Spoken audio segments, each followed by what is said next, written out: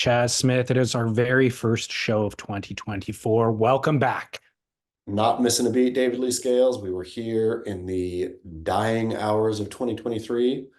We are here again in the little baby, bundled baby of joy of 2024.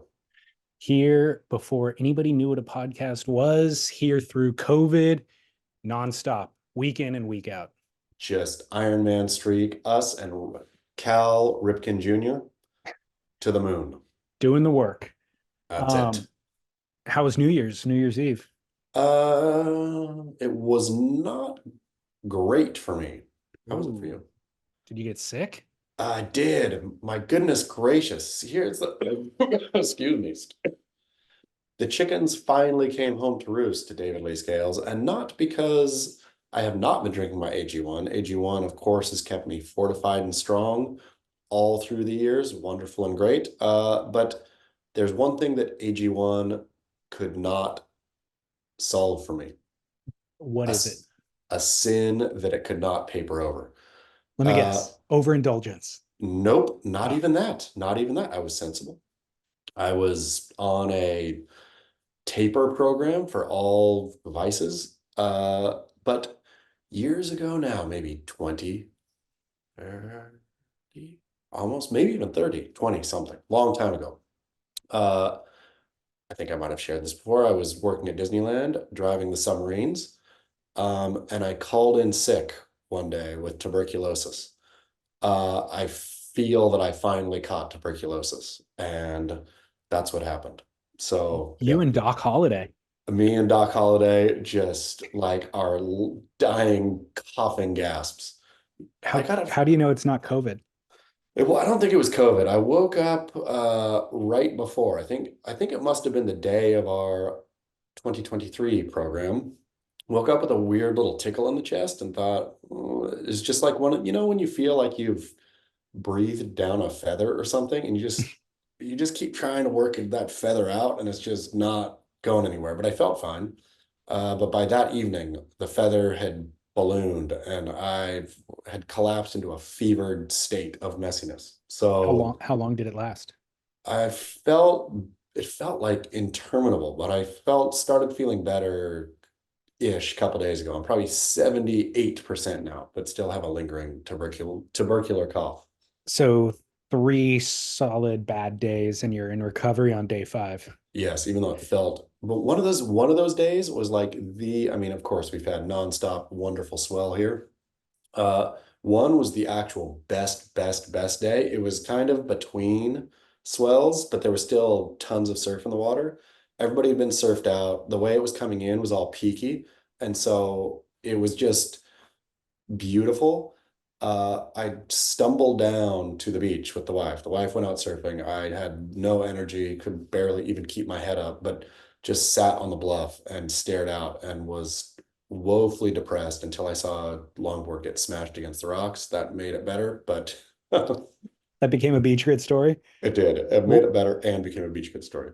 we will get more life out of that story later in the show today. Um, How was I, yours? what's that? How was yours? Flawless. Mine was so, I mean, not to rub it in your face, but mine was great. I feel like the way that it landed, Christmas on a Monday, New Year's Eve on a Monday, or New Year's on a Monday, um, meaning you get those lead days into it, they're weekend days, so you can really kind of roll in easily. And then nobody expects you to work on Tuesday. Really, Wednesday, Thursday, Friday are also kind of a wash, especially last week going into the New Year's. So I felt like I had an extended vacation. I think even when I go on vacation, I try to maintain podcast production and things like that. For whatever reason, I felt like this past 2 weeks I had Turning it off. more leisure. I was able to turn things off in a way that I haven't been able to in years. And also I've been more, as I've gotten older, I'm more negatively or adversely affected by my diet. So I've put on like an actual diet. I've lived by a certain discipline and structure to my diet that I haven't when I was younger.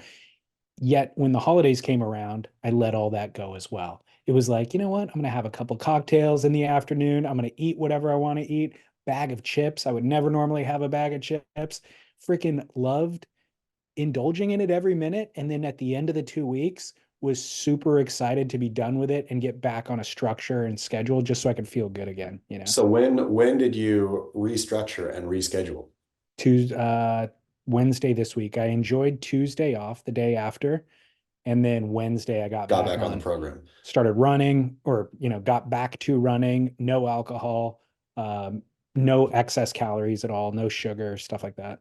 The yeah, I was worried about this one because it is like the falling on a Sunday, Monday. I mean, obviously, Christmas was on a Monday, right? Yes. Hmm. And Christmas Eve, Sunday, Christmas Monday, New Year's Eve.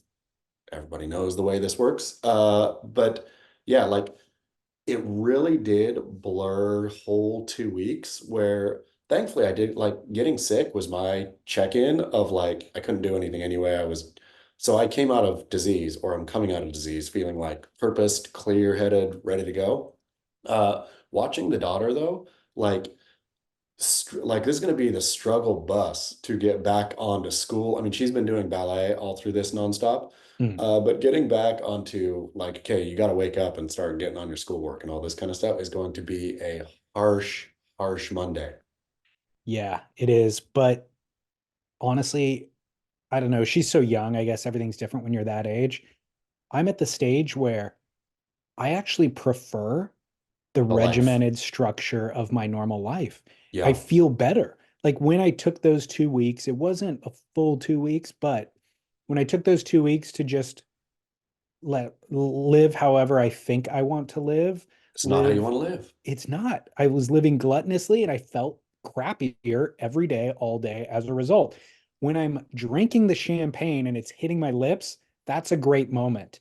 Every other moment after it and before it and all, it's just like my body doesn't feel good, you know? Yeah, it's really weird that like just good old-fashioned clean living at the end of the day. Who knew? Who knew? Early to bed, early to rise. I wish somebody would write these things down. Early to bed, early to rise, makes a man healthy, wealthy, and wise, etc., etc. Like some Because sort of a Bible almost that had commandments that just dictated what you should and shouldn't do in your personal life and in society. And then we could just like read it and live by it and we'd all be better everybody would be rather than better. having to figure it out on our own. Totally. Like, I mean, look at how long it took us to figure this out. I'm near 50 and finally I'm having some kind of clarity. If only somebody would have told me. If only I could have read something, known something earlier, I could have had a much more productive first half of life. If only there were human ancestors who had gone through similar experiences, figured it out so as to pass the knowledge on to their children and to other civilizations and societies, and they were applicable to all humankind across cultures and across time. If only there were simple rules. I I mean, it would mean, just make life easier. and that's it, I guess. I guess that life would be too easy then. And Yeah. so every person born on this earth has to figure it out for himself, eat or herself each and every time.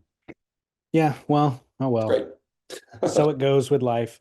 Um, the one thing I will say about your sicknesses, I've been in that position before, and what I attributed it to was I work really hard up to a certain goal. And Yeah, that goal was New Year's, maybe for you, where you're just like, I've got all these boxes to check, things to do, Christmas is coming, got to get that. And then once you get to New Year's, it's like you just relinquish everything, and that's where it invades. that has been typical, but usually like there was something odd about this one. This one was like a real sneak attack because it didn't, especially in this day and age, like my workload is consistent through, right? Like it goes up in term during the holidays or pre-holidays in terms of, getting gifts for people, all that kind of like extra stuff.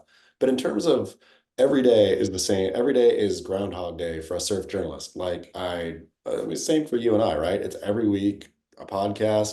Every day I wake up, I got three, two or three beach grit stories, got to do the, now that I'm a vlogger, have to hit that none of that stops, right? So it's all day, every day. So I feel consistent there. This one, and I was feeling totally fine until that little tickle. And it didn't even make me feel bad until it just wasted me.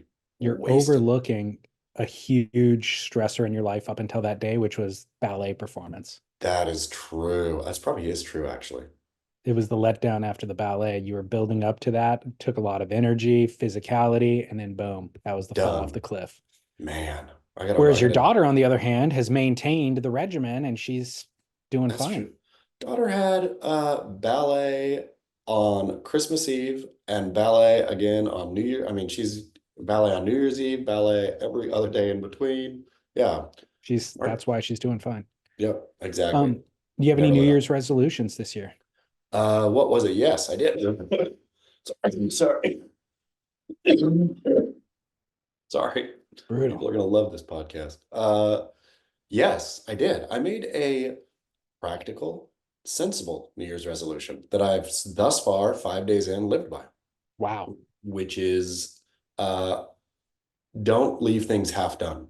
When I start a task, finish that task. If I am not going to finish it, then don't start it. Or, if it's obviously some things are unfinishable when you start them, but the things like washing the dishes, I'm a real like I'll wash half the sink of dishes, I get it like 75% done, and then get distracted by something else. And as it's cleaner than it was. That's fine, right? But then I was thinking, you know, this is just leading to a whole life of loose ends where, so yeah, like I have start doing the dishes, but even when I get down to those 3 cups that I usually leave, cleaning them and then cleaning the sink out, cleaning the countertops, getting it all like ship shape before yeah, clock out. Do you feel in the 5 days that you're mentally more buttoned up, having buttoned up those details in your life? Yeah, so far I feel like, okay, this is good. I feel like I'm on a good start. I also haven't Yeah. had a sip of booze since what, I guess Jan 31st. So, and even then was light since I was not well. But yeah, so I feel like a real clarity of mind. Good. Yeah, the leaving things undone is only screwing yourself. Because you in your mind you're just like, oh, I haven't finished that task, or I need to return those emails or whatever, and then you can never rest. So that only helps you to get those dishes finished or whatever. Is the not drinking an actual resolution, or that's just a circumstance related to the sickness? No, and I hate this dry January. This dry January really screwed me. Like, I do not like it. Just like I hate dry January, I hate Movember, I Yeah. hate all of these things, as you know. But January just so happens to be one of the Anvil months, which I've Mm, shared Anvil with you, the Sun's Anvil, where buddies and I take a month off drinking. There's many rules and caveats. Uh, if you recall, we could have an IPA, one IPA a day. right. That was the limit. Unfortunately, we all then developed a taste for IPA. The IPA was the beer that you could have because it was so gross to everybody. And then we accidentally started liking it. So this year, or this Anvil, Janville is what it's called. The IPA has been swapped out. You can have 1 glass of red wine, Okay. I like but it. I haven't even It had a glass of red wine yet. 1 glass a day. You can do 1 glass a day. Yeah, Gotcha. that's your limit, and still be sober. Gotcha. Well, you guys obviously live by your own rules. I would say that the scientific experts will tell you that there's a big difference between 0 and 1, even. Is there So though? in terms of how you sleep and how your body functions and all that sort of stuff, the 1 does drastically affect those things negatively. Um, and I think you can attest to that just in the last few days. I know, like I said, it's only been a couple of days for me. Wednesday, I got back on it. Um, I slept so great Wednesday night. I slept so great last night. I wake up just way different energy, more energy, and all that sort of stuff. So, I'll tell you now, this is the longest probably I've gone. So 4 complete days in, looking at 5 here. This is probably the longest stretch without a drink in 30 years, 20 years, something like that. wow, wow. Yeah. Yeah, I mean, there must have been a time that I was, no, probably would always figured out a way to have a little nightcap at some point. But yeah, the what I realized booze does, the great part of booze, let's just talk about the great part of booze real quick. Boo Booze papers over those like kind of lowly hours through the day and gets you through them. Yeah. like real nice, right? Like, and then it also papers over the lully, a lully month, right? Where I feel like I've lived 6 months already, and we just opened up on January 5th. But Right. like it just everything, and but now I'm learning to kind of think, oh, I wonder if this is a good thing. If this is like allowing you to like take more things in and live more, even though it feels like a lot of extra. Like, oh Yeah. man, so much extra hours, so many extra days. It, you're so much, I think you're saying so much in those few words. And I encourage you to dive deeper into the experience because I I agree with you. When you have a lot of good things in your life, you want to actually enjoy them intensely and you want it to feel like 6 months in only 5 days, those moments with the kid or whatever else it is. It's like, wow, these things are really joyous. Why was I trying to paper over? I was papering over other things, maybe. And then unfortunately, it bled into papering over the things that are good in my life. But at this point, it's 99% good. I don't know why I'm papering over anything. I mean, it really is true, except for those hours, hours, David Lee Scales, that the kid is in the ballet studio and I'm stuck in mid San Diego. Yeah. Those hours definitely need to be papered over, but I can't paper over them anymore. So yeah, I've got to find productivity, I guess. That's the thing. Like, how much yeah, do you watch like who is it? Like those guys like who's the ridiculousness dude? Oh, Skater. Rob Deerdick. Rob Dyrdek. Do you watch these guys sort of like Instagram shtick now? Yeah, I do. Yeah. It's like I wake up at 4:30 a.m. so I can have 4 more hours of work under the belt than before you even wake up and da da da. Like this productivity as drug is way, way, way dumber to me than booze as drug. Like I would so rather be kind of a paper over bro rather than a my productivity man. Now the light has been switched on. I am getting stuff done 24/7. We could do a full week or a month or year of shows on this exact plague or scourge in society right now and on I social media hate it. because I do think about it all the time. And I hate it too, except that I think it's serving a lot of people well. Like it's obnoxious to me those guys doing that. I mean, I'll just throw out a number of names. Jocko Willink, Joe Rogan, of course. He's kind of has a lot of these people on his show, Yeah. and then they become celebrities on their own. There's a guy that has a podcast now that always gets pumped into my feed called Rich Roll. It's like I don't know who he is or why he is, but that's all that he's talking about. It's like Um, productivity, like doing yes, stuff, making yes. stuff, being Da- stuff. David Goggins, right? These people Ashton who have Goggins? right. David Goggins he's a former fat guy who's now like this Iron Man guy and super inspirational, right? His story, I can't discount his story at all. But he's now has a career off of just being basically a motivational speaker. So to me, it's obnoxious because it's like it should be like therapy or like a medication where you take a dose for a limited period of time and Then it you're finished. does, yes, it does its job. And then you are, boom, flying high and you're on your own. But I think what those things have ended up becoming is they are the drug, that you're talking about, where people just need the dose every single week indefinitely to feel good about themselves, but maybe they aren't actually implementing the strategies and living a better life. And so that's the problem I have with it. But then I realize that there's people who are in dire situations.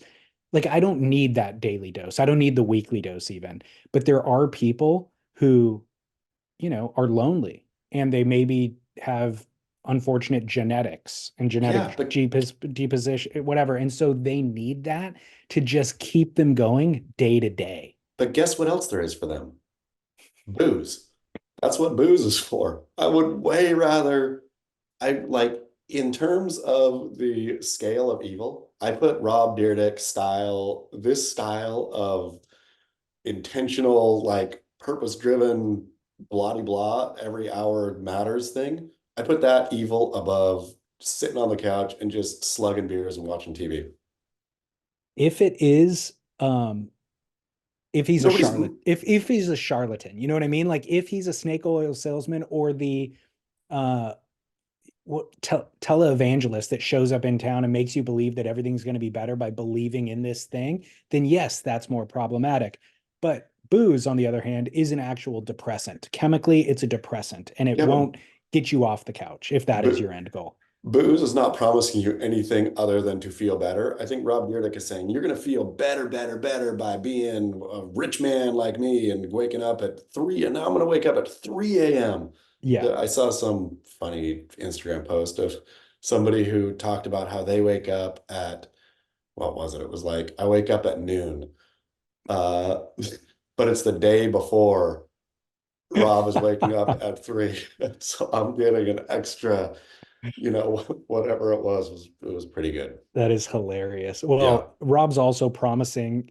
I don't know if he's directly promising, but inherent in that is that you're going to become a millionaire if you do the things the way I he does mean, them. all of that stuff, all of Yeah. that, like again, I self-betterment, self-improvement, all that is fine. But you're exactly right. The Joe Rogan, and nothing against Joe Rogan, but this quest for what feels like uh the fountain of youth, or like, yes, great, be your best self, I guess. Well, cool, have at it. But don't like be a turd like Joe Rogan, right? Like there's something to, I mean, not, yeah, Joe Rogan's a friggin' turd, I think, at some level, right? Like he's funny and I'm not saying he's a turd for his politics, just I would n have zero want to trade lives with Joe Rogan, not at all. Like be waking up in the morning and thinking, okay, what like supplement stuff is going to work long term, and then da da da, like what kind of life hack? If my whole like if I woke up in the morning thinking life hack time, I would life hack straight into a bottle of whiskey. Yeah. Well, to each their own. Well, I like your New Year's resolution. I support it. Dive deeper into it. Um, Mine is to spend less time on the phone with Austin nearby. Nice. Good one. See, I I like mean, this. This is a nice practical, specific thing that you can actually do. yeah, it is. And it's something that I'm like, these are precious few moments, and I spend a lot of time with him without my phone as well. But if I'm realistic and I tabulated the minutes I spend when he's next to me and I'm also scrolling on my phone, it adds up to a number of minutes every single day that is just pointless. Like I'm not getting anything out of that phone at that time. I'm scrolling Instagram or something. So, but in Smart. terms of practical advice, this doesn't need to be a formal commercial, but this is exactly why I like drinkag1.com/surf is it's just like, I don't want to take all those supplements that Rogan's talking about. I don't want to like be overly obsessive. I just need a No, simple solution, cover the foundational nutrition, cover the gaps. Doesn't take a lot of time, doesn't take a lot of thought, and I can move on and actually live my life. doesn't take any energy. Like exactly. Like I mean, I think that's part of my problem with the whole, like the amount of time you're thinking about hacking life Hmm. is you're wasting life, right? There's a AG narcissism involved in that, dude. drinkag1.com/surf takes me all of, I'm going to time it tomorrow, but I'm going to say I get the whole process done in under 30 seconds Yeah, from 20 the, seconds is where I'm at. yeah, from the scoop, the shake, the drink. Yeah, 20 seconds. If And then anybody done. hears Life hears the hacked. if anybody hears the banging around in my AG1 bottle, it's just two ice cubes that I throw in there. And it's mainly originally it was just to break up the little balls of powder that gets stuck together. But it also, I like it a little bit cold now. I've become accustomed to having it a little bit colder and I like it. It tastes better. I'm a seasonal drinkag1.com/surf drinker, to be honest. We keep our water bottles Oh, outside. I live in San Diego. For those who don't know, the water in San Diego County, or at least in San Diego North County, is the most disgusting tap water on the face of the earth. mm, I've had tap water in Cairo, Egypt, got amoebic dysentery from drinking it. That is better than San Diego's tap water. So you have to have water delivered here, drinking water. But all to say, ours sits outside. So in the winter, Like right now, I had a nice frosty cold because I put a new water bottle on, had a frosty cold AG1. In the Mm. summer, my AG1's a lot warmer, but I enjoy the difference between the summer AG1 and the winter AG1. Yeah, the cold AG1 is the key for me. But again, those ice cubes in there, boom, break everything up. Problem solved. Anyways, everybody, optimum performance, full body vitality, drinkag1.com/surf. We're 30 minutes into the show. We haven't even talked surfing yet. Let's get to it. Which, yeah, do you have a time that you have to exit? Sure don't. Okay, cool. Um, San Diego, you mentioned surf was pumping. The main story that came out of here that more people DM'd me this week. There's always one story a week that we get more DMs about than anything. To be honest, sometimes it doesn't even make it onto the show because I feel like it ran its course in the DMs and on Instagram. But this week we are going to discuss uh, Jacob. Jacob Szekely sounding off on Instagram. For those who Boom. for those who don't know, I'll give a quick little background off the top of my head. I didn't write down the bullet points, but Jacob Szekely, San Diego surfer, sponsored from the time he was young, got into some legal troubles a decade ago. It seemed like he was a little bit of a wayward teen, got in a couple of fights. I don't know what the exact incident was. I remember it was actually covered in the news at the time. And so I did, like, outside of the surf industry, I did know at the time what it was, but I think he punched somebody. Um, Parents prosecuted, maybe. He ended up in jail for a short stint, 6 months or something like that. But came back out, seemed to have a renewed lease on life, and got on the straight and narrow, picked up a sponsor or two, and actually started making a go in his second chapter of a professional surf career. Really embraced the vlogosphere in the last year, invested in a YouTube channel, has been traveling the world. Unfortunately, some of his exploits of the past have caught up with him, and he's gotten into fistfights, I think, in Mexico and elsewhere. And that became kind of a little bit of a viral sensation. But made a run of it on YouTube, is where he's living, and partnered up with Ben Gravy at some point. So they've kind of shared audience and influence. Is there anything else you want to add to his backstory before we talk about his last exploit this week? I think became most notable to those probably on the periphery as the wave pool king, the self-titled wave pool king. I think what was that he did, and he did some crazy. He did a big shove it at Waco a couple of years Yeah. ago. Yeah, and I think that Kelly Slater had mentioned him at some point, and so he obviously loved that. But yeah, like dubbed himself the Wave Pool King, and does, yeah. I mean, I've seen hate or not hate, does some incredibly technical things, airs at wave pools. Great surfer, no Yeah, question about it. except Always been his a good style is surfer. hideous. He has the worst style I've ever seen in the regular ocean. Well, Like it's epic airs, but that hunchback, like hunchback hunting for a section to hit, I'm so over. It looks so bad.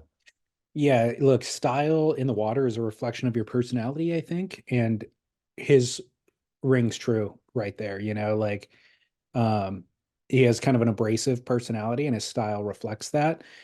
And I will say that there was two times he kind of came across our news transom in the last couple of years on his vlog, and they were both for him getting punched out, or one of them was him getting punched out, one of him was getting run out of the water. So I was stating that prior to jail he was the puncher. It seems that in recent years he's the punchy.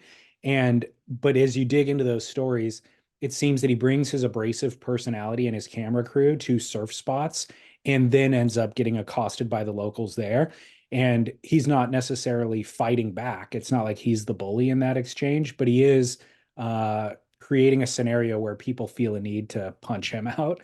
So, at any rate, that's kind of the short backstory.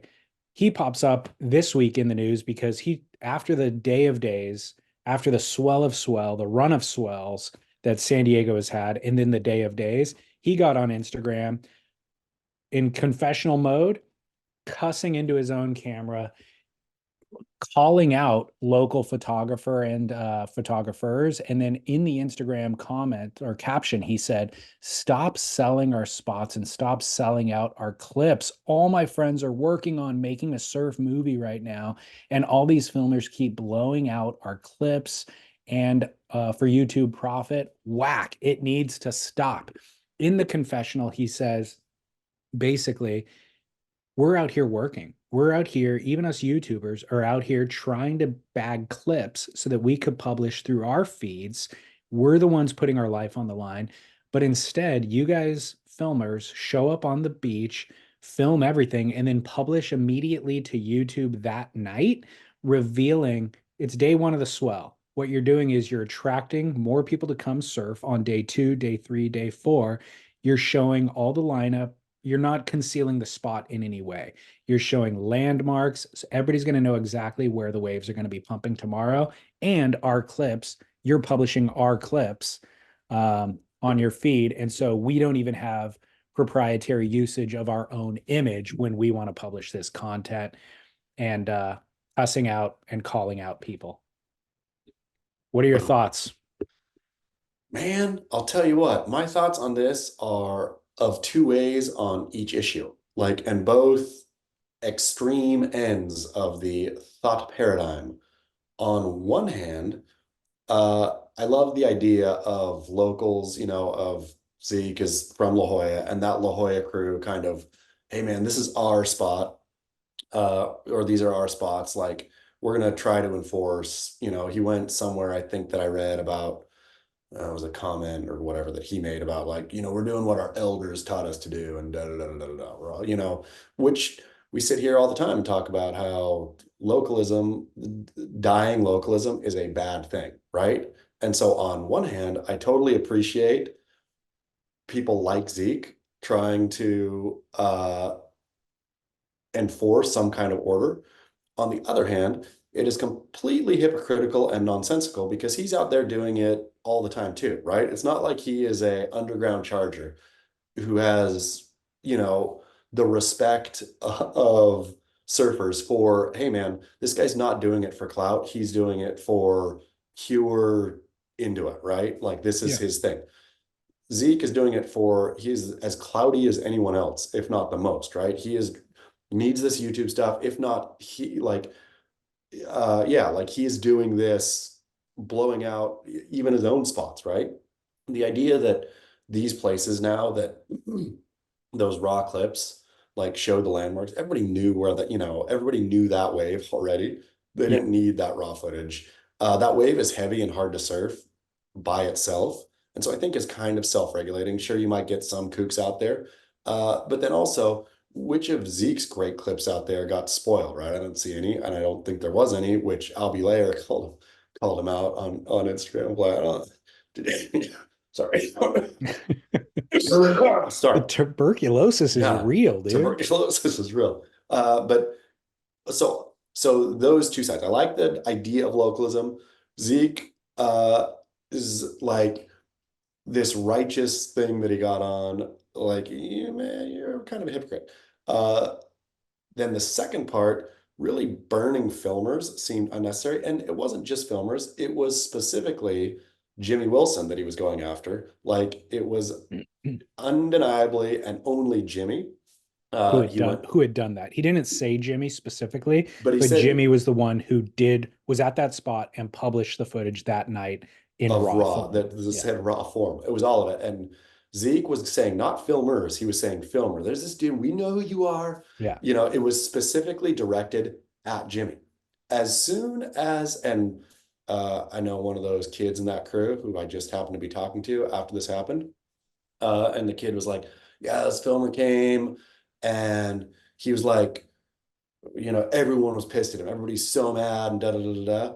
And I was like, was his name Jimmy Wilson? And he said, no, I don't, not Wilson. And I was with another guy and he said, was it Jimmy Kane? And he said, yeah, Jimmy Kane, that's it. And so I know specifically that Zeke was talking about him both from what Zeke was saying and then from a back channel, right? Yeah. For For Zeke, listeners who don't know, Jimmy Wilson is Jimmy Kane. Jimmy Kane is his Instagram handle. yes. And Jimmy Kane, Jimmy Wilson, a legend, right? A long time, I mean, absolutely respected by everyone. Great guy. Can't say enough good about Jimmy Wilson. Has helped Uh, build more surf careers than, anyone, yeah. anyone. And so Jimmy got into Zeke's comments and was like, hey, I've known you for a long time. I don't like, whatever. You could have reached directly out to me. I don't take this personally, but just kind of explained himself a little bit. Jimmy, of course, and even in Zeke's comments, there was a who's who of notables, saying Jimmy is above reproach, all this kind of stuff. Zeke, like very lily liveredly, oh, I wasn't talking about Jimmy, like Jimmy's Yeah. chill. Me and Jimmy are chill. Like that to me was totally, come on, man. If you make a statement like that, if you get on confessional mode and go directly after Jimmy Wilson and then say, okay, I was wrong, Jimmy. Sorry, I got hot-headed about this. I'm mad about this in general. I directed my ire in the wrong, but to not say, to say I wasn't, I no, no, Jimmy's cool. Jimmy's cool. I wasn't talking about Jimmy. When you were directly talking about Jimmy, come on, that's weak. Like, don't be weak. So there's the idea of like, we want to live by the, I don't know, rules of our elders and like not blow out these spots and all that sort of stuff. I understand it, except everything's changed now. And Jimmy Wilson is as tied into the ever evolving etiquette and what's norms and what's appropriate and honoring the past as anybody. And so I think Jimmy made the right. I mean, I'm not even going to say, I trust that he would make the right decision Of in course. that moment. And so he knows, look, this is a spot that's already blown out. This is a swell that everybody knows about, most hype swell out. This is a swell that was also going to self-regulate. So if I do publish this tonight, nobody tomorrow is going to show up out of the blue on a wave storm and go out there and sit waiting for a set wave. You know what I mean? So I've done my work here. I've been here for decades. I know what's appropriate and what's not. Considering that the media landscape has changed in the ways that it has, it's appropriate for me today to publish these things. I trust that Jimmy made the right call in that decision. He knows better than I do, right? Zeke being not critical thinking enough and not respecting enough of Jimmy and then calling Jimmy out publicly is a total misstep. And I think Zeke is entirely in the wrong in this scenario, in this exchange. Zeke's a dumbass who is living by the way of the elders from 20 years ago, thinking that that's just going to live on in perpetuity. And then his method is way wrong. Him taking it publicly and trying to call out somebody who's actually his elder and doing it correctly is a total misstep. And Zeke is wrong, just full stop in his methodology here and his way of even assessing the situation. But that's one thing. The second thing that I really had the question about that I'll ask you about is Zeke trolling everybody simply for Instagram views and to develop his own profile here? Option A. Or option B, is he this big of a dumbass that he doesn't realize the hypocrisy of the fact that he's a YouTuber blowing out spots regularly, completely obliterated the code of his elders by living the YouTube lifestyle, and now taking to social media to shame people for doing precisely what he's done to build his profile? Is it either option A, he's a troll, trolling all of us, building his profile, or option B, he's a dumbass and doesn't realize that he's a hypocrite? I mean, I think it's option C. He's a troll that doesn't know he's a troll, right? And so he makes for, which again, and I don't mean this negatively at all, Zeke, I very, very, very much appreciate your service because this gave the surf world something to talk about for a whole week, right? That we already had the good swell to talk about, and now we had, and everyone was talking about this, right? I mean, this was everywhere being discussed. And so I say, Zeke is a natural born troll. He's so trolly, he doesn't know he's troll. So what he does is basically trolling always. He's just a troll. I mean, he kind of looks like a troll too, right? Which is the Yeah. beautiful part, like short, hunchy with that big old beard. Like he's surf troll. Uh, so he's not doing it on purpose, but he is a troll, and that does get his view counts up, and it all works troll style. Uh, I don't even know if he knows what is what anymore. He's just a troll, right? I'm sure he felt that passionately in the moment. I'm sure afterwards he thought, "Oh, good, my view counts are up. Whatever, fuck it, man. It's what Well, no such thing as bad publicity." well, if it's option C, then it's really option B that he's a dumbass because his entire sentiment was you're blowing up the spot. And by him publishing that on Instagram, he blew up that spot and Jimmy's footage and all of it way more than it ever would have if he would have just addressed this personally with Jimmy. But maybe he did it on purpose too, knowing that I get my stuff blown up even more. And so that, that's a net positive for me. Like everything I would imagine. I mean, that's the thing. That's why Jimmy, I know what Jimmy's motivations are. Jimmy has never clout chased. Jimmy has never put himself forward. Jimmy is always for the good of either the product or the surfer or whatever. Jimmy is never out there saying, look at me, look at me, look at me, right? Never, ever, ever, not once. And so, when Jimmy, like, look at even Jimmy's like YouTube channel was really small before this, right? I think it's still pretty small. Like Jimmy is not out there chasing views, getting that YouTube dollar. No, Smash that subscribe button. I don't think his YouTube channel is even monetized. It's No, like he's doing yeah, it to share his art and what he's working on with his fans, but it's not monetized in the way that Zeke is going for. completely. And so, all's to say though, I think Zeke as a natural born troll, it's not that he's a dumbass. It's just Zeke is good at getting attention, and getting attention is how he gets paid via the YouTubes. And so Zeke will continue to go try. Look at us. We've spent 15 minutes talking about Jacob Szekely right now, which is a ton of time talking about a surfer from La Jolla who's not that notable otherwise.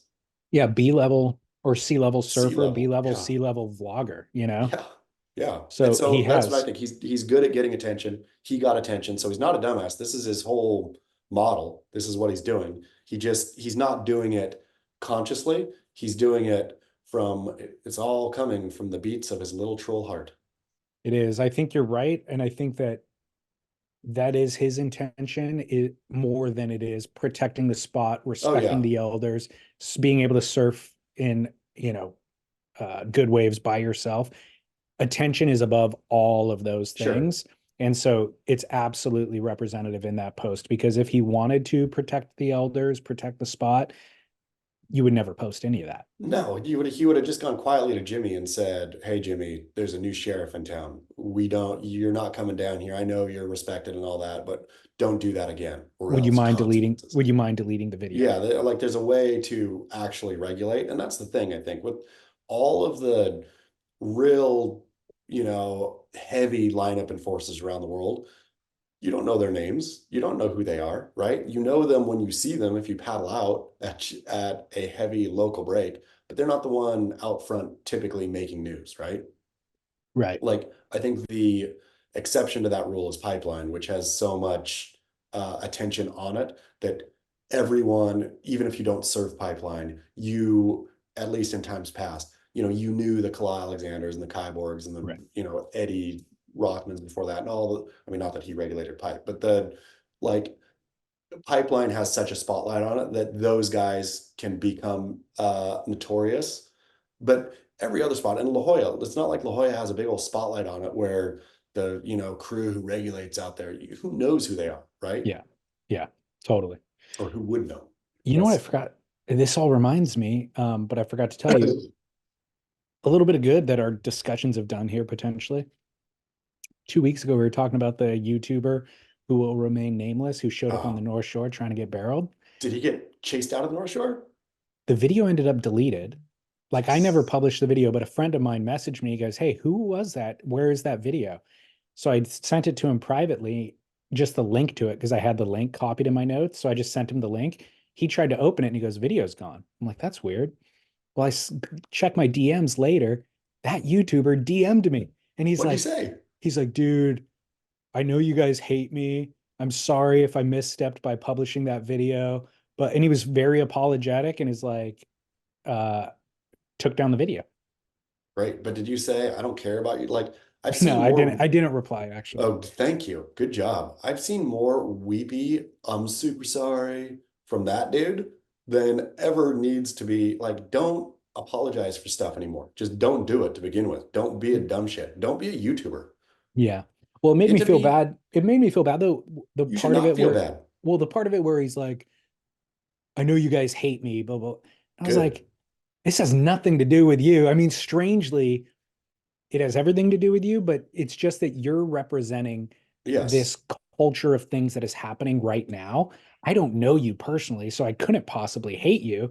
You just shouldn't be doing this behavior. Cease to do the behavior. We will cease to hate the behavior, you know? I mean, but also I hate you. Like, if this is your life and this is your kind of you're so clueless and you're blundering in. I mean, that dude, if you go take even the slightest scratch on his shoes, all that, it's all like blundery, dumb stuff, right? It's hey, I'm gonna try, like it's like, and of course he's young. We're all young, or at some point, I'm not young anymore. Everybody, you know what people should do, David Lee Scales? Mm. They should wait to start their YouTube career till they're the perfect age of 47. That's dignified. Yeah, the dignified YouTube career. Well, in other news, slightly moving on, but still very kind of fraught with gossipy type uh, fodder. Top level pros kicking out of lifelong partnerships.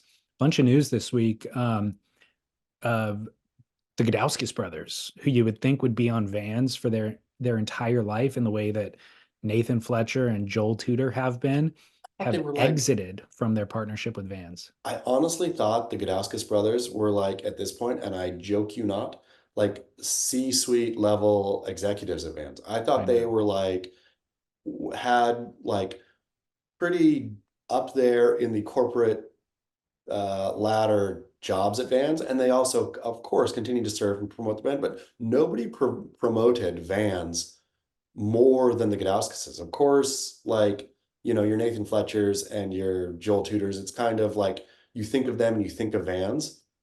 But the Gudauskases were always out there. It felt like pushing Vans, right? And not in a bad way, but just like a real good promotional vehicle for Vans. It's so weird to me that they would be the ones shed it. In the way there was Steve Van Doren making hot dogs at the US Open that represented Vans as much as the checker, pattern or whatever, the checker sole. And then right below him doing that, there is the Gudauskas brothers. Yes, like They are sunny Vans. smiles, Southern California lifestyle, positive vibes. It was all great. And in none of it, you know me, I get easily irked, David Lee Scales. The Gudauskas brothers never once irked me. Their whole thing was so genuine and so real and good. Like that's who they were. And they were out being who they were. It was absolutely always great. Totally. So my question for you, I mean, obviously this is just a reflection of Vans and VF Corp being in not dire straits, but I think pretty dire. I think Vans dire. is Okay. really flagging. Okay. So this is a reflection of that. Nothing personal. It's corporate decision. Boom, done. Question for you is where do the Gudauskas brothers go from here? Do they have a potential paycheck in their future from the quote surf industry? And if they don't, how do they continue surfing for a living? It's a real tough one, right? I would imagine that they have enough goodwill, you would think, that they could cobble together like some other sponsors, but then also you would think that, and I will say this, I gained a newfound respect for Ben Gravy this last week, which is not that I didn't, yeah, and I don't think I respected him before. I thought, okay, you're doing what you're doing, and that's fine. It's not my thing. But his troll back to the Zeke thing, when Ben, did you watch Ben's video? It was funny.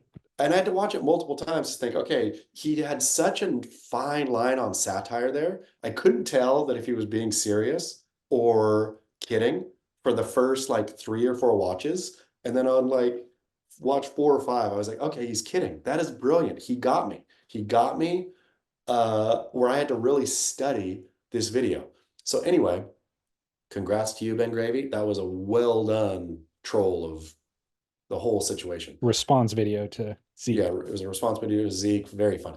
In any case, the Gudauskas brothers have always felt to me like legitimate Ben Gravies. They have the sunny disposition. They have the lust for life, and they're not riding soft tops, chasing tanker waves, right? They charge. They're great. So I would hope that maybe the Gudauskas brothers could get some of that gravy, get on that gravy train, and I don't know, release soft tops and a line of feel good clothing or something and They make they do have make a their line own of soft way. tops already. What are they Positive vibe, called? positive vibe warrior soft tops. Okay, great. Good It job. was, yeah, so they did that kind of based out of the project where they donated a bunch of boards in South Africa. The soft top project came after it. But they have kids now, like certainly, I don't know if Dane and his wife have had their kid yet, but Patrick has kids.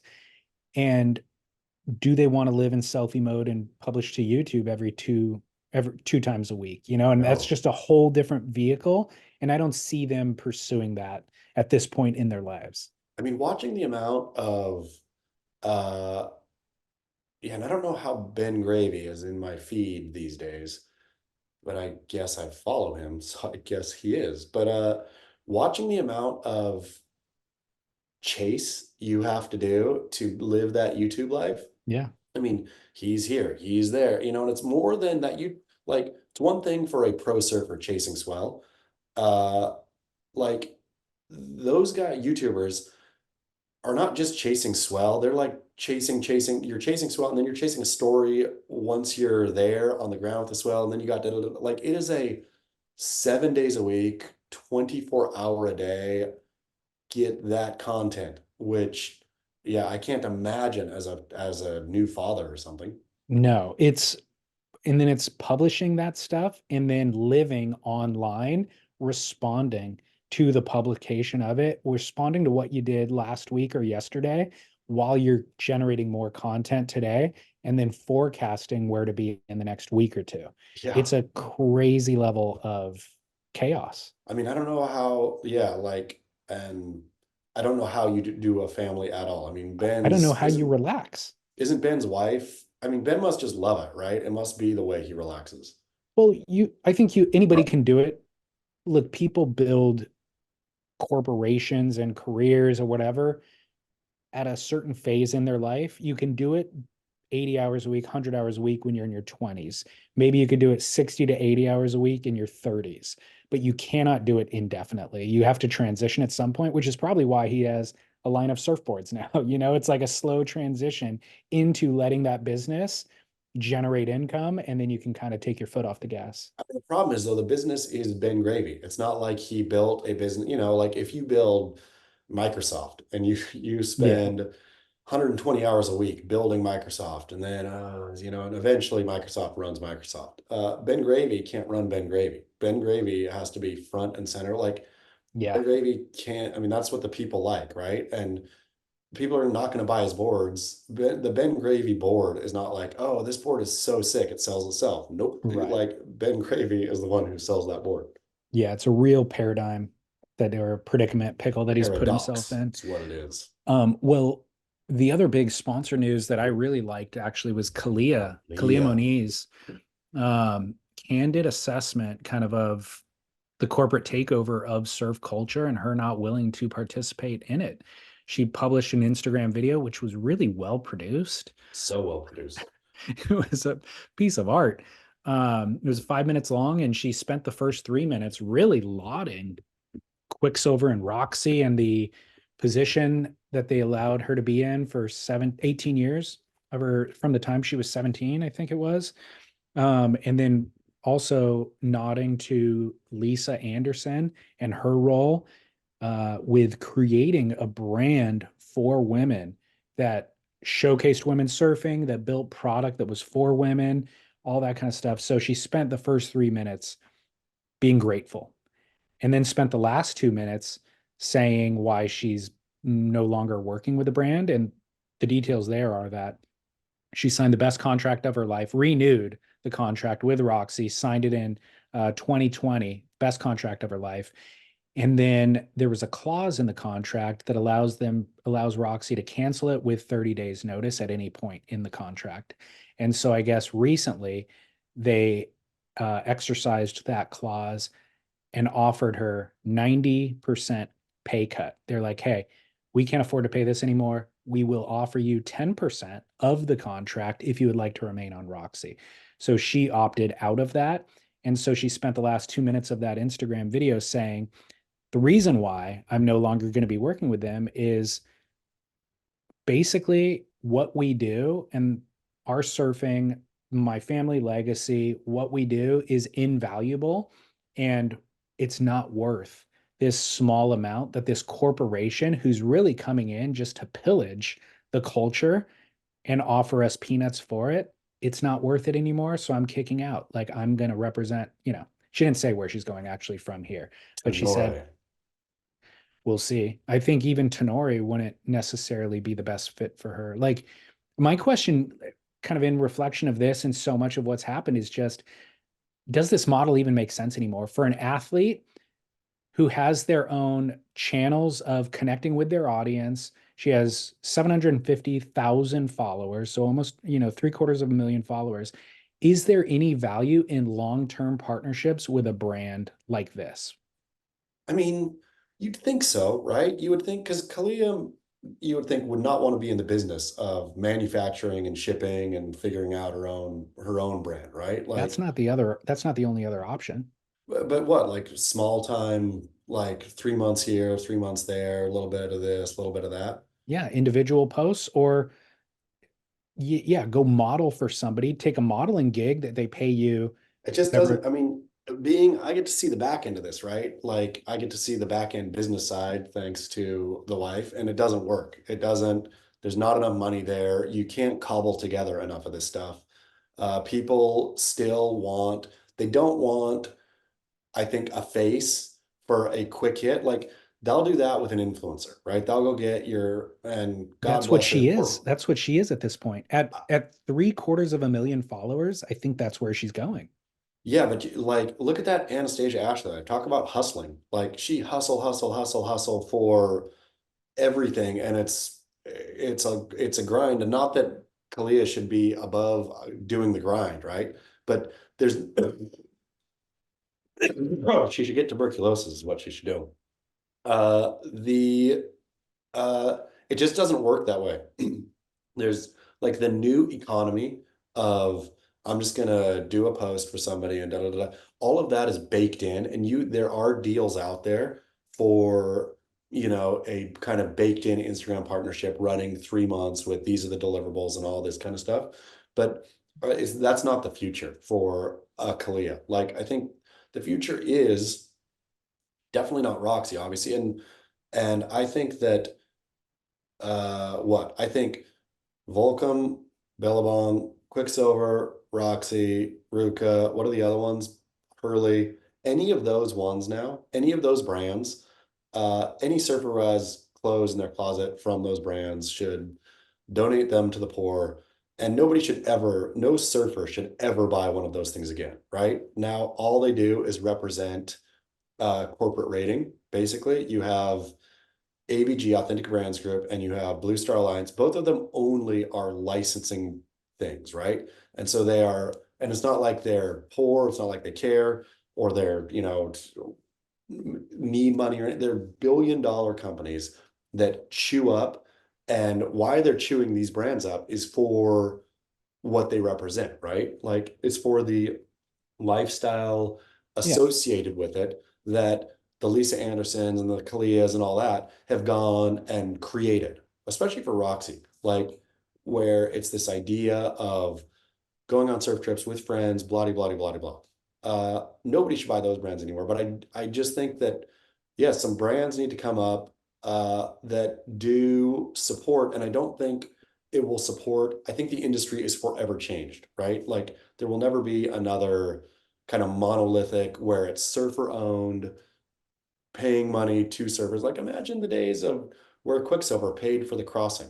Quicksilver Yeah. paid millions of dollars for Martin Daly to drive around on a boat with surfers to find spots to surf them, not to publish them. Like they would take a couple photos on the boat and a couple of the, waves and stuff like that. But the whole point was exploration, basically for the sake of surf exploration, which is No, what it you was don't all think so. marketing. It was all marketing. There And you're was right. They wouldn't publish maybe through editorial. They weren't like running magazine trips or photo trips in the magazine, but they were using it for their own marketing purposes. but And the ethos of the brand became surf exploration. Exactly. Except I would argue that it was the other way around. They wanted to surf explore, and in order to do it, they needed a reason. The reason was marketing. But Yes. like I talked to Martin Daly. I mean, I've talked to Martin Daly a number of times. The amount that they did and discovered that wasn't ever like what we saw from those crossing trips was 10% of what they were doing. Like that was because they liked to do it because Bob McKnight, because surfers owned the company and Yeah. surfers wanted to do this. And so we're spending the corporate dollars to do what they wanted. That model is now the fact that these are owned, Jamie Salter in New York owns ABG. He doesn't care about surf, skate, or snow. He only cares about them in terms of selling, what the Quicksilver logo still means to people or what he thinks it means, and how we can put that on fingernail clippers and sell that. Exactly. Yeah. All of these are dead and dumb and gone, and surfers should never ever touch these brands again. Uh, and I guess, yeah, I don't know, but how then do we? There was a lot of complaints or at least on the beach cred, I wrote about or did I dare? I guess I did about the Kalia Moniz, leaving Roxy thing and kind of burning ABG on down out the door. And so many comments are spoiled, it's not what you do, it's dumb. All these spoiled surfers, tired of sticker grunt, all this kind of sentiment. And there is a lot of truth to that. Like the kids at the beach who have hopes and dreams of being a pro surfer and sponsored for 100 grand or 200 grand or 300 grand, sticker on the board just because they rip. Those days are over, right? And maybe they should have always been over. We've discussed Yes. this a lot on the show. This shouldn't support, Jacob Szekely should not have a sponsor. I don't care. I don't want to see him surf. I don't need to see him surf. If he wants to do his YouTube, that's fine. But whatever, right? There's no like, don't sponsor that guy. Don't sponsor any BC surfers. But for the true artists, I want there to be a way forward for them. And I feel Kalia Moniz is an artist, right? I don't know if she's an artist or not. I think that she does represent a lot of value for uh she represents something authentic for her fans and then represents a lot of value for brands that might want to be partnered with her. Like her family legacy is unbuyable.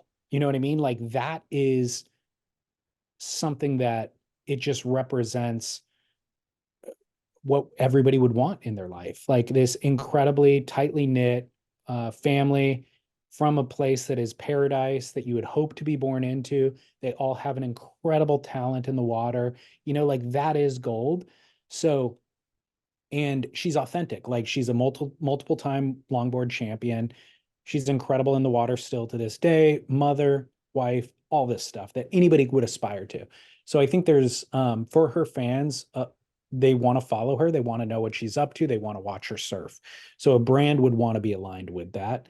I just I think that that has more value. Like to partner with a brand in a long-term way, like she did with Roxy, if you're going to be authentic to your fans, your 750,000 fans, you have to then be aligned ideologically with that brand.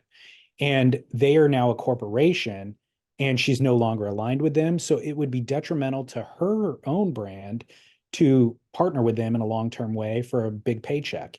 Instead, you got to find kind of smaller interim partnerships, maybe collaboration projects, a line of bikinis or whatever it is that you do a collab with that you're incentivized on, that you get back end on.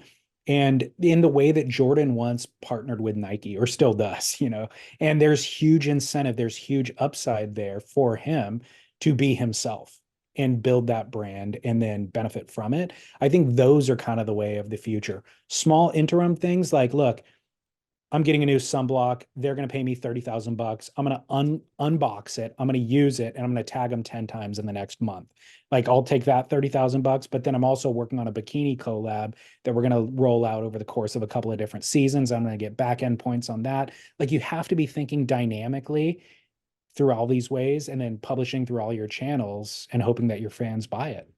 I mean, and that's true. And I suppose I'm less concerned with what Kalia is going to do, as more concerned with let's replace the Quicksilvers and what we still need soft goods. Like we still need trunks, and people should buy, hoodies and blah de blah. Let's like, okay, out with the garbage. Like, let's take the broom to all this. And what are the brands? And of course, we have Visla still. We have Florence Marine X, Ola Canvas. We have, what are the other like kind of core brands that surfers should support that actually do support other surfers, right? Yeah, I mean, there's still Rourke Hmm. obviously comes to mind. There's still a bunch out there, and they make good quality product that's durable, that lasts long, that's fairly priced, that we use and need in our everyday life. Turtle So, Moons. um, the other topic here that just kind of is coming to light in this new year is that you and I have known about for a year now, just kind of sworn to secrecy on it, is Album Surfboards doing a line of boards for Coco Ho. Amazing. A perfect collaboration. Speaking of, This is seems like, oh, okay, cool, whatever. This is an important topic that we need to unpack. And here's why. Nobody's done this before. Uh, insane. this is insane, right? Like for all of the years that Coco Ho has ridden Matt Biolis's Lost Surfboards, Matt Biolis has never designed a model for Coco. There's never been a Coco Ho model Lost Surfboard. You and I both love Lost Surfboards. We both love Matt. I'm not in any way poking him in the eye with this statement. It's just a fact. For all the years that Stephanie Gilmore has won world titles riding DHD, he has not made her a Stephanie Gilmore model surfboard. These are always boards that were R&D'd and designed by men, and then by the, Mick Fanning or whatever, the male surfers on the team, and then adjusted for the female surfers. I don't know of any, maybe in the longboard realm, there's been some that have been like really kind of redesigned with for a female athlete, but I don't know of any A shortboard, major. major surfboard, shortboard manufacturer who designed a model for a female body. Yeah. Because for sure there's a bunch of course, female shapers out there, but we're talking majors here, right? There's not even a bunch of female shapers. I Or mean, I there's can name less a than handful. 10. There's a Okay. handful. Yeah, yeah. But yeah, like in terms of the major, like known surfboard, like brands. Like Yeah, this is we have an athlete that's making hundreds of thousands of dollars a year trying to win world titles. You would think they would design a board specifically for them. Not only design it for them, but then create a model that is available to the mass market for all the young girls who are watching that girl surf and win world titles to then go and buy. this is an exciting development for multiple reasons. Super happy for, Album doesn't ever step wrong. Matt Parker at Album makes, as faithful listeners know, we used to, or oftentimes still do, meet at Album Surfboards, a gorgeous place. Matt's, I feel, always progressing in ways that it's like that natural progression where you think, oh, duh, what? Like, obviously, that was right there all along. Like Reef did when they put, bottle cap openers on the bottoms of sandals. But Matt does seem like such a true innovator, and Coco seems like the perfect person for this. And that collaboration, I'm very, very, very excited to see those boards. So the detail in here in terms of design is the female body is different than the male body. They have hips. It's a different strength in different parts of their body, different distribution of weight. And so it makes sense. It only makes logical sense that you would, the thickness flow would be different on a board that was designed for a female than a male. The outline would be different. The rocker profile would be different. So it's a complete reinvention of, all of that stuff and the surfboard design as a whole. And they would be, uh, there's an untapped market, I think, like for all of, from a business standpoint alone, forget about social equality or anything like that, but just from a marketing business standpoint, there's more women in the water now than there's ever been. They need surfboards. They need boards that suit their surfing well. Their only option up until this moment was going into a retail, if they were going to go into a retail shop, pick a board off the rack that was not designed for them. and to try to make it work.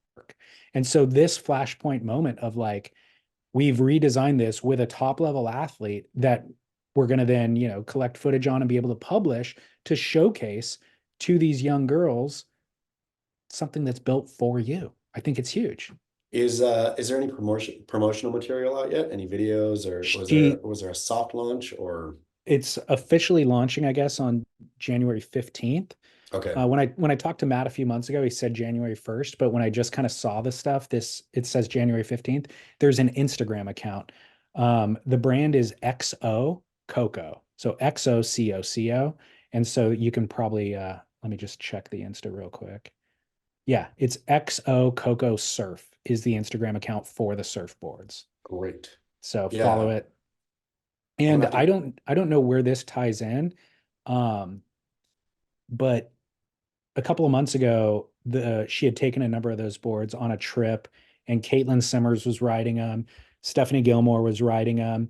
I saw Stephanie photos of that trip where Stephanie was also riding a birch mm, board as well. So I'm wondering if it's maybe the new electric acid surfboard test. Maybe they're mm. doing all female surfers all in a location riding alternative performance shortboards. I don't have any information on that other than what I stated, but that could be why they're doing it.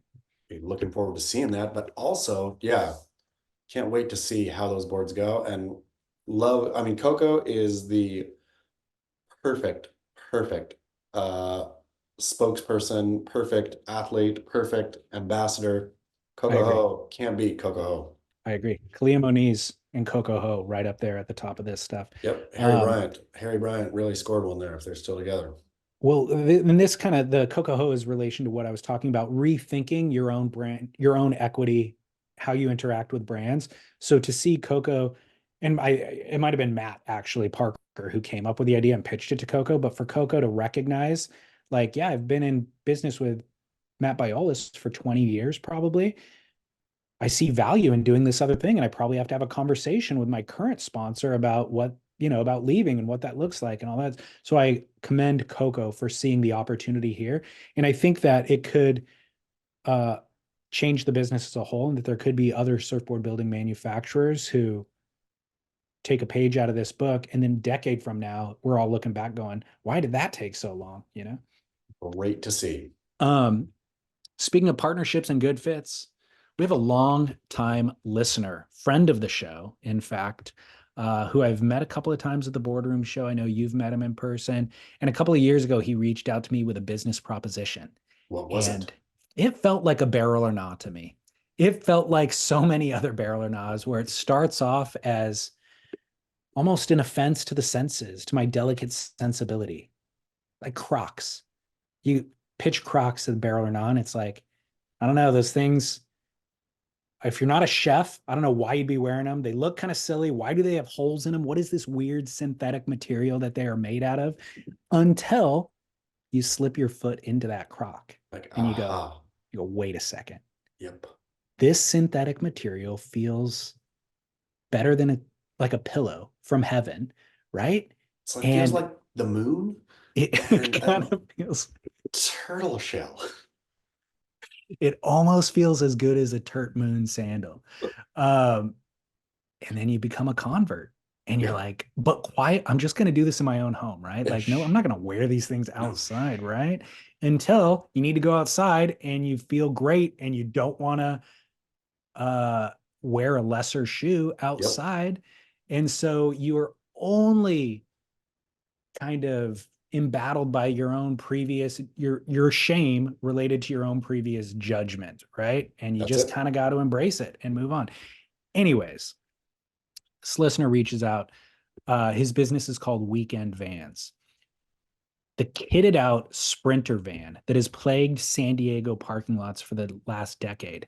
It's almost an affront to anyone until you step inside of the thing, right? I mean, completely. And so he proposed, he's like, hey, we've got this business. It's called Weekend Vans. We considering like we're trying to market it. We're growing it real small organically. It's a small side project, but uh, your demographic seems like a great fit for what we're doing over here. Proposed it. This was maybe a year and a half ago. And then we for whatever reason, we never followed up with it, but this came back across. He reached out to me again and he's like, hey, we want to promote this business again. And I thought, what would be the perfect way for us to partner with Weekend Vans? And I'm going to present that to you now. And you tell me Excited. what you think. What if we could drive enough traffic to Weekend Vans to where they kit out a van as a podcast studio for us? That's real funny. I was thinking this exact same thing while you were talking, because then we could drive around and different locations every week. For you and I, we can even go surfing now. Like we can Yeah. go surf and then record. But then I was thinking well beyond just you and I. Like you now interview people, and it's either, I mean, Zoom has become easy, but for a long time, it's like, well, let's meet in the halfway point. Or you know what? I'll drive up to Jamie Brissick's house in Malibu and record with him there, or I'll drive down to whoever's house in San Diego, record with him there. Now I show up in a van. That becomes part of the gimmick of the entire thing is, and the marketing is like, we're doing this in a van. Come on, get in the van. Let's go surfing. Then let's get in the van and record in the parking lot at Cardiff. It's beautiful. Here's the thing with the Sprinter van, I gotta say too, like as much as it's become synonymous, I guess, with it becomes synonymous with just every kind of annoying thing with like too many people in the water and like whatever. But the practical realities, the reason it's become so ubiquitous is because it is best in class. It Exactly. is the thing that actually works. I mean, the croc analogy is apt in that it is the thing that works, right? It is not too big, not too small, very, very versatile. Not like, have you ever priced a full-on, because when they Sprinters first started coming out, have you ever priced a camper, like No, a full-on RV camper? They're like no, 250 to, probably $500,000 for like a crazy. RV. Insane. And Sprinters are not near that much. So it's this perfect kind of thing where I get it. And it's one of those also, and I feel this way about Crocs too. Even though I don't have a pair, daughter has Crocs, and Crocs are actually great for ballet, weirdly enough. Right, They're great for your feet, talked about that. But it's one of these things where if you can't beat them, join them. right. If it lasts long enough, then you think, okay, there is value here. And if there's value here, then there's a way to do that right, which I think this weekend vans specifically, I think there's a lot of ways you get your Sprinter, and then now you are in a potential money pit, right? Of like, I'm going to or have to spend, I have my bare bones one. Now I'm going to have to spend $300,000 to get it, all dialed in, right? Which now you feel like, okay, you're going against kind of the ethos of it to begin with, which is not to spend $500,000. Where the weekend vans kit out, right? Like it's not this crazy, we're going to put your high definition TV. They basically do what you want, if I'm not misunderstood. Like, so you get your dialed in Sprinter, exactly what you need, nothing that you don't. Exactly. So just for the record, the listener who's just started this business as a side project a couple of years ago, bought a Westfalia, the Volkswagen Westfalia for him and his wife and his kids. He's like, this will be a fun little thing just to, we've got kids, we're going to be at the beach all day. This is just practical. And then maybe we'll do like a weekend trip or whatever and stay in it. And it was a cool little van, except it was unreliable. So he's like, if we're going to actually do this, we plan a beach day. I need it to start in the morning when I go out to start the beach day. Right. And it wasn't practical. And he ended up spending a lot of time and a lot of money trying to fix it. So he just gave in to the Sprinter van thing, built it out. And it was like, now we're saving money. We used to go do weekend trips and have to pay for hotels and all that, but this is actually better. It's kind of better for the family, just in a lot of ways, creates more memories. And it's we're saving money that we were normally spending on hotels and stuff like that. So that was the seed of the business. So the idea is they buy vans, they kit them out, and they'll sell them to you. They have stock models. You can just go on their website and buy them right now, or you can bring your van and they will kit it out for you and do it beautifully, better than you could possibly do it on your own, and cheaper than you could do it if you tried to do it on your own. So weekendvans.com is the website. They're on social media at weekendvans if you want to give them a follow. I would say, at least if you're not going to buy a van from them, at least follow them, send them some attention so that they recognize our work here and we can get that podcast van. That's so true. But also, if you are in the market for if you're thinking, new year, new me, Sprinter van time, I can't beat them, joining them. This seems like the absolute best one stop for it all. And amazingly, they ship anywhere. Like Oh, that's right. you can buy one in Florida. You can buy, like, I feel that this Sprinter van in the beach parking lot thing is I don't know that it's a nationwide phenomenon. It's definitely a Southern California phenomenon, probably Santa Cruz too. Uh, but if you're in Florida and think, huh, that seems fun.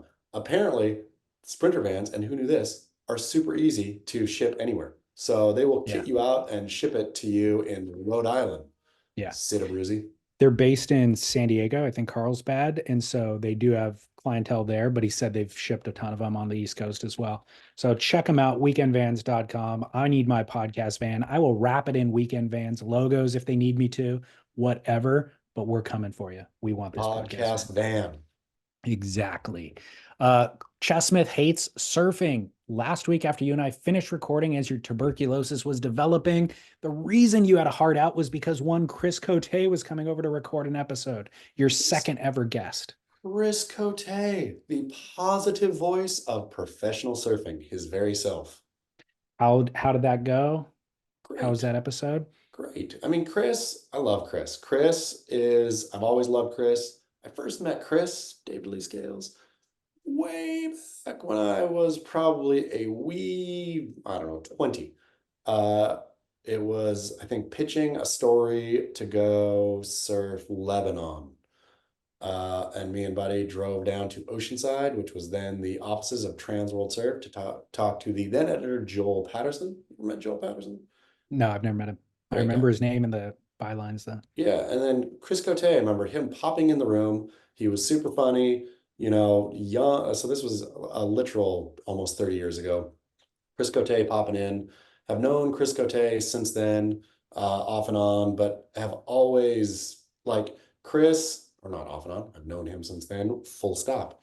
Wrote for Trans World for a minute, back when it was Chris's gig. Yeah, but watching Chris's whole arc through surf is long and amazing.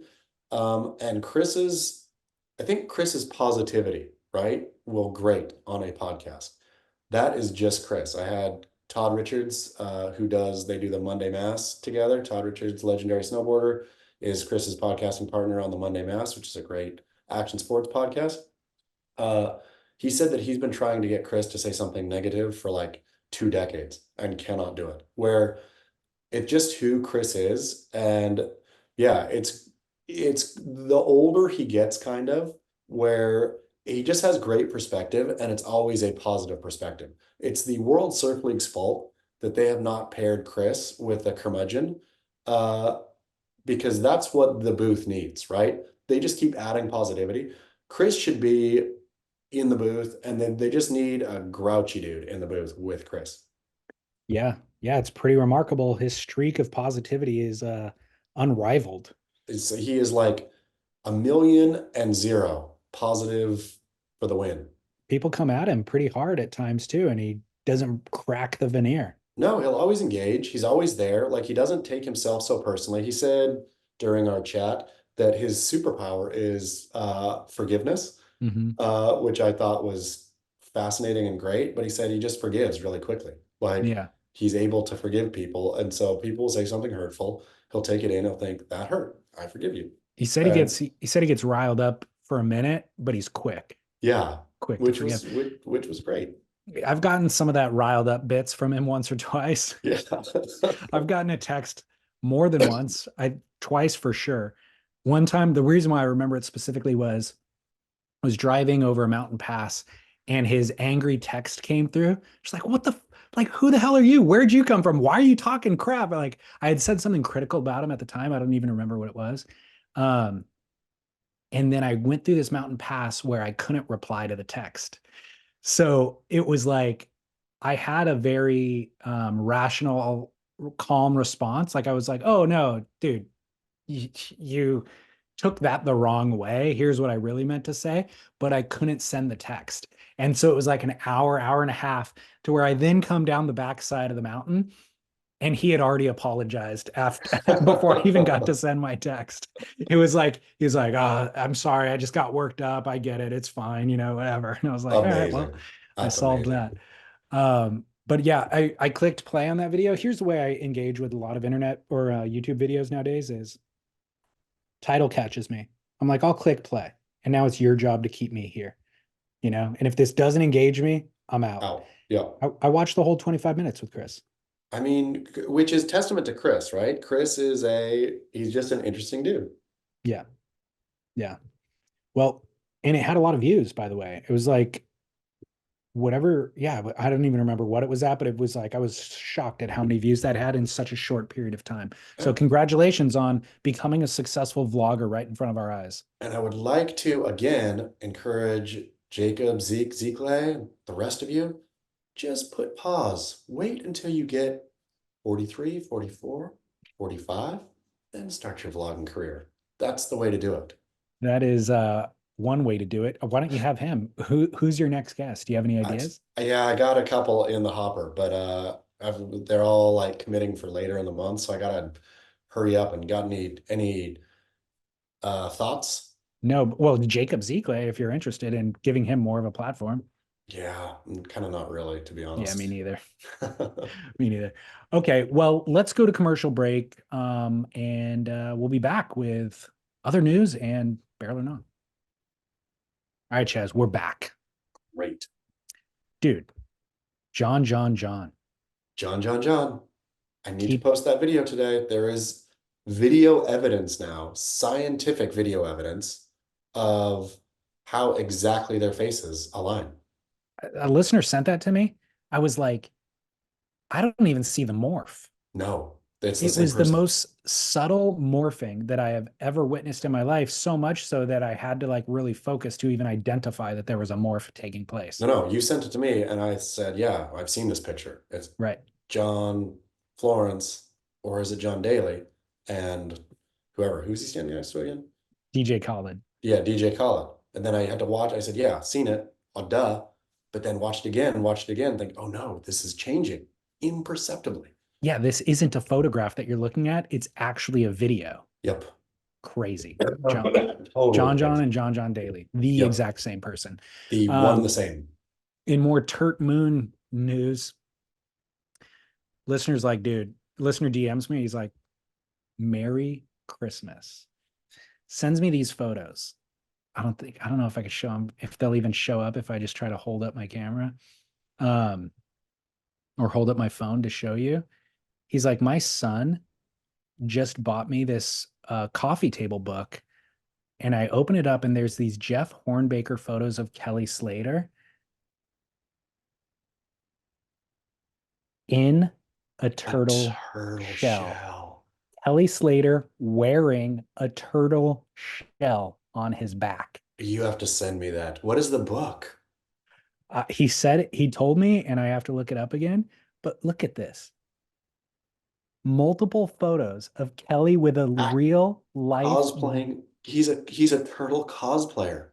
He's got a bald head. He almost looks like a turtle. Once he has that shell on his back, he looks like a turtle. Have you seen of course you did, the story about the Japanese guy who wanted to be a dog so much that you haven't seen this? No, Japanese dude wanted to be a dog so much that he spent, I can't even remember the amount. It was like tens, if not tens of thousands of dollars, I'll say.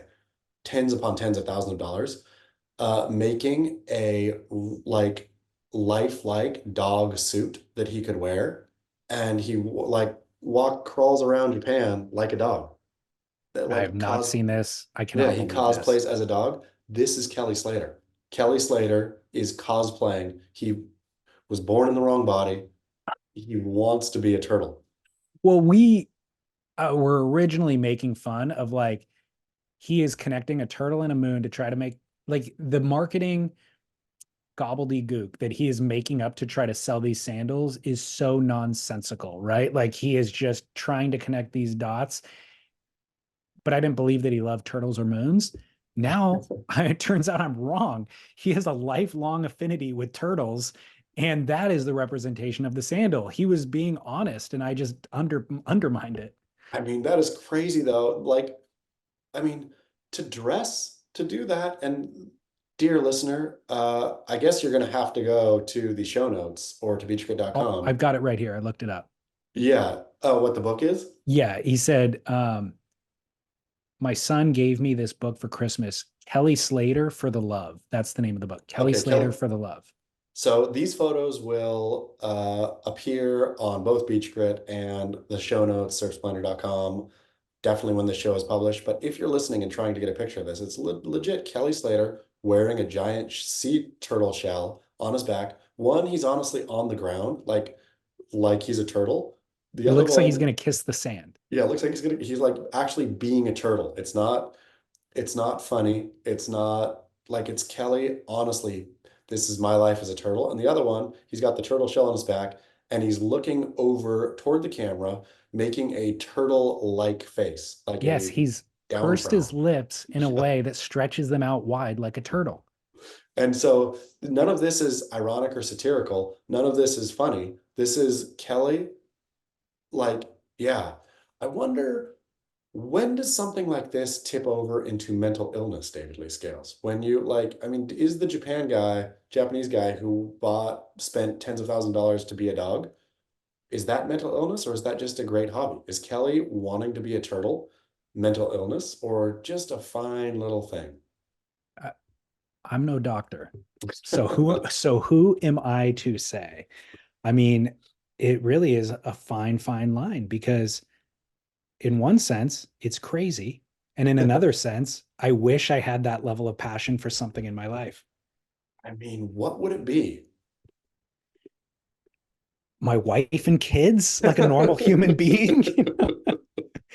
For you, booze, as we discussed for 30 minutes at the beginning of the show. I like food a lot. I like, maybe that's it, but I don't dress up, you know, What's your favorite food? tacos, Yeah, pizza. I don't know. like, Like, what if you really dressed up as a taco? What if yeah, you like, I like that tacos so much that that would be very weird. if you had a bed that was like a taco shell shape and you like got in and your blanket looked like shredded lettuce and some cheese, Hired a professional photographer, made a coffee table book about it. yeah, that's weird. Modeled the sandal after a taco.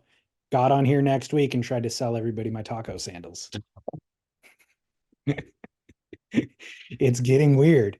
It's getting weird. It got weird a long time ago. We are in bizarro land right now. I mean, though, Kelly like is gonna get weirder and weirder and weirder, I'm gonna say. I'm Like, here for it, dude. oh, definitely. I'm front row. I got the popcorn popped. I am drinking my non-booze. I got my drinkag1.com/surf ready to watch because for sure, I love that we haven't even talked about the new season of surfing yet, which we're not going to up until the day of. But Yeah. the who cares? But Kelly is going to do poorly, let's say, out of the gate this year. He's going to do more poorly than he did last year. And lest we forget, last year he did so poorly that he got kicked off tour midway and got gifted the magical Turtle Moon wild card that lets him surf forever. But he's going to lose, lose, lose, lose. So losing is only going to hold so much interest for him. And what replaces surfing in his life? And maybe it's becoming a turtle. Maybe he's going to start like You buy a big know, enclosure. you know who lives forever? Turtles. Turtles. Turtles live hundreds of years. That is Kelly so Slater true. is he is the definition of the fountain of youth. He's still performing at a high level, won the Pipe Masters at 50. Like, he is slowly morphing into a turtle. He Love to did. see here I bet for it. he's injecting turtle DNA or blood. Serum for Yes, sure. turtle serum. That is the secret. That this photo reveal that we just found said a little too much. I wonder if he shared this with his buddy Joe Rogan and stuff. Like, hey, Joe, you can stop that hustle game. I got the secret. Turtles. The reason why he would not get the COVID vaccine, it might conflict with the turtle serum. Yep. That's, I mean, for sure. These pictures, this is photo proof. We're on to something here. Yep. I Kelly, see more thanks. than a line of sandals. He's going to be, it starts with a backpack Yep. that Oh, slowly over the years becomes, it goes from the next in the line of KLLY products is a backpack, which then becomes a hard shell backpack the following year. And then it grows in size to where he looks like a third grader who has like a full book bag, except he's a grown man. And then it becomes like, oh, well, you could store your great white surfboard in my backpack now. And it's a hard protection, but it happens to cover my head and I can pull my arms in and tuck myself inside and sleep in here too. I wonder if Kelly Slater was like pissed because the Teenage Mutant Ninja Turtles would have been just a little too young for him. He would have been a little too old to. I wonder if that came out. He's like, it's not how you become a turtle. So dumb. Although he does have a love of pizza. I know this much. Wow, Kelly Slater. It's really all coming together. I cannot Yep. believe we figured this out. It took us a long time actually to Yeah, figure a it out, long but time, but it's through here. a lot of investigative journalism, we found it. Thank you. And some loyal listeners Yeah. diligently. All right, well, barrel or nah, cracking your knuckles in public. I'm gonna go this is a good one. Oh, coughing in public is a definite barrel. The I'm gonna say no. The act in and of itself, is that yours or mine? That's mine, isn't it? What? The ding on the computer, but I silenced my stupid thing. I didn't even hear it. Okay, great. The act in and of itself is neither here nor there. Crack your knuckles, don't crack your knuckles, right? We're not talking about that. We're doing it in public. If you're cracking them in public, that's fine as long as nobody knows. The person who makes a presentation of cracking their knuckles, both auditorially and visually, who like really makes the Yeah. production of it is super duper annoying. Like you can crack your knuckles quietly if you need to, or don't. There is But no quiet though. Like that's the thing is some people I've developed a habit for doing it. I don't know at what point, but I'm aware that there's people who it's like nails on a chalkboard for them. For whatever reason, it triggers them. Some people are indifferent to the sound of it, but there's certain people in our society who are repulsed by it. And so even though I want to do it, I know in a public environment, it's just it's frowned upon, you know? and as it should be, I suppose, no matter what, yeah, I'm gonna say no barrel. If you don't have enough self-control, if you're like have a nervous tick of cracking your knuckles, then you just work on developing some self-control. Wait, go to the bathroom, do it, I guess. Like any kind of nervous or any kind of tick that you just can't stop Yeah. should be kind of ironed out. So it is a tick. I think that is what it is because it isn't like even when I think about doing it, if I feel an urge to do it and I don't do it, it's not as if my hand seize up. You know, it's not like No. I physically need to do it. It's just it's a mental and there is a little bit of a relief or whatever that like it feels arthritic if I don't do it. And then if I do it, there is a little bit of a relief, but I can live without it is the point. I can go without doing the tick and it's something that cuts through the room. Even if you're not repulsed by it, you still notice it. You know what I Yeah. mean? So it's one of those things like don't talk on the phone in public, don't belch in public, don't audibly fart in public. Don't pop gum bubbles in public. Yeah, it just cuts through the room Yeah, and imposes on everybody's privacy. So great. I'm with you. No barrel. no barrel on cracking your knuckles. Barrel or not, role play in the bedroom. Ooh, David Lee Scales. I'm gonna go no barrel for me and mine, or just me, I guess. But I could never get. I mean, again, and I feel this is a common theme for us here on the show, which is no need, or there's rarely a need to gild the lily. Bedroom is great enough in and of itself, right? I think, or and hopefully it is for everybody. But to add the spice, quote unquote, as they say, to what play like teacher student or like it just seems like you're taking something that's already good and then I don't know, I guess it doesn't seem necessary to me. Like, and to get out of, and maybe people like it because you're getting out of your head, but to to play act in such a way, it would be really hard not to be self-aware while you're doing it. Like, oh man, look at me. I'm playing naughty schoolboy. Turtles. Yeah. Furries, like that's a thing. I never heard I the turtle know. version, but furries is a thing. Yeah, I agree with you entirely. I think it's the opposite of the direction you want to go in the bedroom, and that's why it's no barrel for me. I think pure ecstasy in the bedroom in its finest form is fully being tapped into. Maybe it's your raw animalistic urges, like the most raw version of what humans desire or need or whatever physiology wants just organically. Tapping into that is tapping into your deepest oneself. Putting on a facade and trying to be something else is the exact opposite. And so it could be that fantasy exists somewhere in your brain and that's what you're chasing because you think it feels good, but it's still a veil over your truest self. So I think it's just wrong off from the kind of get go, wrong from the impetus. And Yeah. I think where there might be a mistake is like people think, oh, tapping into that raw animalistic thing is a version of myself where there's these other fantasies I've had that are versions of myself. And I want to tickle that fancy and try it out. And it might actually feel good and service you kind of in a certain way, but it'll still be a lesser version than of you being your fullest self. So engage in yourself, in your fullest version of yourself.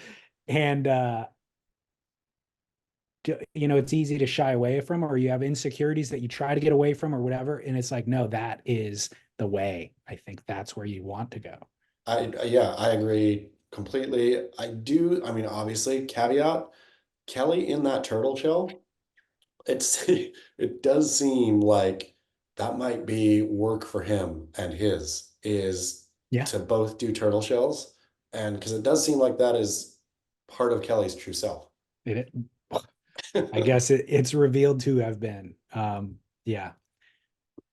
Whatever works for you, I suppose. I shouldn't kink shame anybody in their turtle shell, but I don't know. In theory, I think that it may become problematic and might spin off into a direction that becomes unwieldy. I agree. Barrel or Nah comes straight from a Beach Grit headline. Surf dilemma. When a leashless longboard is careening towards the rocks, do you save it or sit and watch the end of its life? Ex- Question mark, not exclamation Question point. mark. It was a surf dilemma that I experienced as aforementioned at the beginning of the show. Yeah, I really was a dilemma to me at the time, which Well, was it's also a dilemma if you're in the water. Like you're watching it from the beach, but I've been in this exact dilemma in the water. should I paddle and go get it?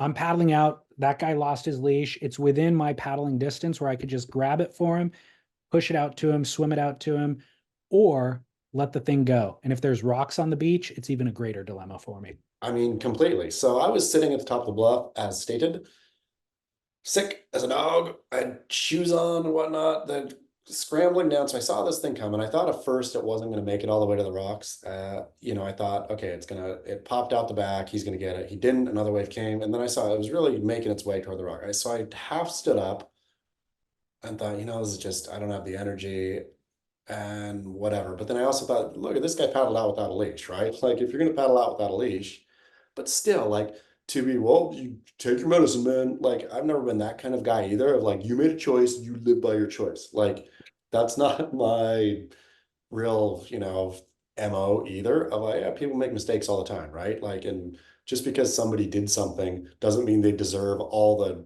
wrath and, I mean, certain things, yes. Like if you were at Epstein Island, you know, getting with a bunch of underage girls, then yes, you deserve to be publicly dragged and sent to jail. Great. But most things that people say, well, you made a decision, you live with that decision, are, come on, man, give some grace to somebody. So the wrestling of, do I show this guy grace? What do I do? And I was too sick to even do anything. So I sat, but I gotta say, it was both enjoy that. I've never seen a board. You think this board is going to hit the rocks. And then oftentimes, like, a board will come in, and the way that the current takes it or whatever, it'll like graze maybe and end up on the beach or something, right? Yeah. Yeah. This thing hit the rocks so hard, like it came like bounding through. And this is when I thought about it later. I felt, okay, this did serve you right, because his board went rolling initially through the lineup, right? Like Mm. sideway roll. I mean, if people were paddling out there, that thing was a direct hazard, which is pretty lame. So it hit the rocks full roll right on the deck, just Oof. bam, like so loud. It got sucked out. Another wave, bam. There was like 3 or 4 smashes. And then a big surge came and pushed it up onto the rocks. And I said, okay, this thing now is safe, right? Like, I mean, it took 4 solid hits, but it's safe. Nope. Water sucked it back off, Oh my smashed gosh. it another 4 times, brought it back up, drug it back off, smash, like, and it took the guy, he was well out. And so it took him like 5 minutes to get in. So I was just Yikes. watching this thing smash. It didn't move from those boulders. It didn't like get pushed out. The beating did not end until the guy came and got his board. And, then he paddled back out without even looking at the damage smartly, Oh my because gosh. I mean the thing had to have been destroyed. I mean, it was an Yeah, but older now it's board. gonna soak up water. Yeah, I mean it was done. It was done after that beating. It was properly trashed. Uh, but yeah, it is a dilemma, because I don't want to be, again, as stated, I don't want to be the guy who's like, told you, but also, excuse me, man, this is going to be a hard listen for people. Uh, Watching it roll through the lineup, I'm going to say that it served him right. Like, Yeah. if Yeah. you The if hazard he you caused. if you endanger others, then your thing gets endangered. Yeah. And that's what, because your board could have very easily hit somebody duck diving out the back. Like, it was kind of a, I mean, it was that perfect day, but it was still, there was enough size where somebody, the board was traveling fast enough when it was coming in, that if, you had just come up from a duck dive and saw it, you wouldn't necessarily been able to get quickly out of its way. You would have Right. to do a duck dive under it or something. It could have definitely taken somebody's head off. And so if that would have happened, you know, whatever. But so all this made me think a lot, a lot, a lot. And I'm of the mind, in general, it is no barrel to help somebody else out with their board. Unless, caveat, leash snap. If a leash has snapped, then by all means, help however you can. Well, I'm gonna leave it with you on that one. I have more to say, but I am writhing in my seat because I'm gonna pee my pants. After a 2 hour show, I feel like I could do 30 minutes on this topic exactly, but maybe next week. But it's been a great show. First show of the year, almost 2 hours long. We covered a lot, and I feel like we solved some problems. Go check out Weekend Vans so we can get that podcast van. Definitely. Go check out drinkag1.com/surf and beachgrit.com and at surf journalist. Anything else, Chas That's Smith? it. That's it. All right, man. Happy New Year. We will be back next week. Until then. Keep work. All right. Thank you very much. Yep. Go take care of business. All right. Bye. Oh, man.